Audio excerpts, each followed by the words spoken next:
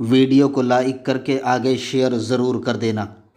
اس لیے جب بھی کوئی تمہارے گھر کو اجاڑنا چاہے دولت کی لالچ دے کر، پارکوں کی لالچ دے کر، محلوں کی لالچ دے کر، مکان اور دکان کی لالچ دے کر، آرائش و آشائش کی لالچ دے کر، اس وقت بیوی کی ذمہ داری بنتی ہے وہ شوہر سے وفا کرے۔ اس لیے کہ جو بیوی شوہر سے وفا کرے گی اللہ اسے بغیر حساب و کتاب جنت میں داخل فرمائے گا۔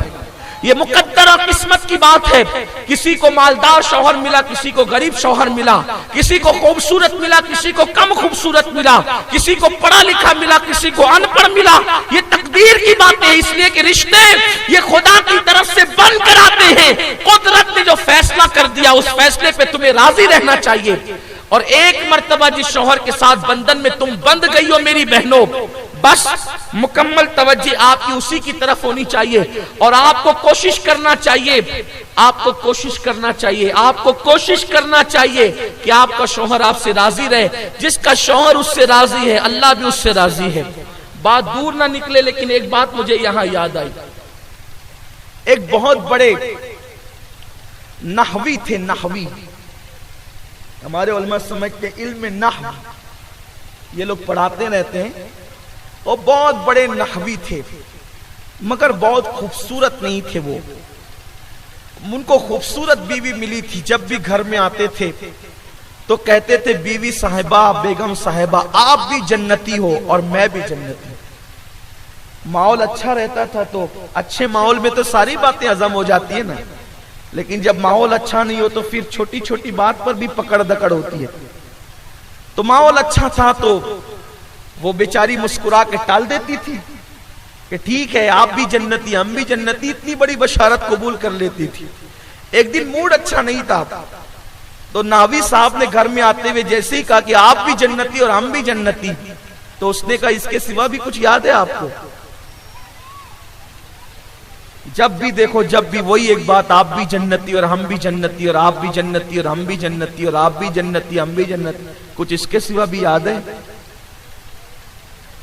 اور اس کے بعد کہتی ہے اچھا ٹھیک ہے اب آج بتا ہی دیجئے کہ یہاں جو آپ جنت کے دعوے دار ہیں اور ہم کو بھی جنت بانٹ رہے ہیں، اس کا کوئی ثبوت بھی آپ کے پاس ہے؟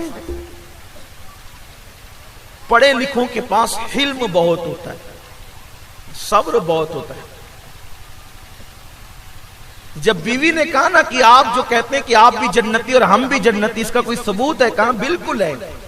دیکھو تم بہت خوبصورت ہو اور میں کالے رنگ کا ہوں، یہ آپ کی زبان میں کہہ دوں، ان کو نہیں کہہ رہا ہوں، صرف آپ کو سمجھانے کے لیے کہ میں تو کالا کلوٹا بدصورت ہی صحیح، حالانکہ کوئی انسان بدصورت نہیں ہوتا۔ لقد خلقنا الانسان فی احسن تقویم، ان میری صورت بہت زیادہ خوبصورت نہیں ہے، میں بہت حسین نہیں ہوں، لیکن آپ تو بڑی حسین ہیں۔ تو میں اس لیے جنتی ہوں بیگم صاحبہ کہ جب بھی آپ کو دیکھتا ہوں تو میں دل میں سوچتا ہوں کہ ایسے کالے کلوٹے کو ایسی خوبصورت بیوی ملی، اللہ تیرا شکر ہے، تو میں شکر کر کے جنتی ہو گیا۔ لیکن جب آپ مجھے دیکھتی ہوں گی تو آپ سوچتی ہوں گی مجھ جیسی حسینہ کو ایسا کالے رنگ کا شوہر ملا جو بہت خوبصورت نہیں ہے، لیکن تم اس میں کچھ کہتی نہیں ہو نا، صبر کرتی ہوں، اور صبر کرنے والوں کے لیے بھی جنت ہے، اس لیے کہتے ہیں کہ آپ بھی جنتی اور ہم بھی جنتی۔ تو کبھی کبھی اگر ایسا ہو جائے آپ کے ساتھ بھی اس نحوی کی طرح ایسا ہو جائے یا اس کا الٹ ہو جائے، تو پھر آپ بھی اللہ کا شکر ادا کر لیں تو شکر پر بھی جنت ہے، اور اگر صبر والا معاملہ ہو کہ وہ چیز وہ کوالٹی نہ ہو تو صبر کر لیا کریں، اس پہ بھی جنت ہے۔ سبحان اللہ و بحمدہ، سبحان اللہ العظیم و بحمدہ، استغفر اللہ، الحمدللہ حمدا کثیرا کثیرا، سبحان اللہ بکرۃ و اصیلا۔ میں نے یہ جو تسبیح پڑھی ہے کچھ سوچ کر کے پڑھی، آپ کچھ اور نہ سمجھیں، اور اس کا مطلب بھی اللہ کی تسبیح و تحلیل ہے۔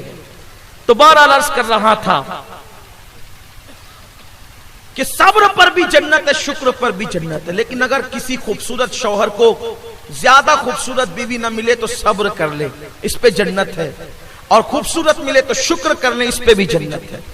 لیکن کر لیا کریں، یا تو صبر کریں یا تو شکر کریں، تیسرا کوئی کام نہ کیا کریں، تیسرے کام کی طرف نہ جائیں، اسی پہ جنت ہے۔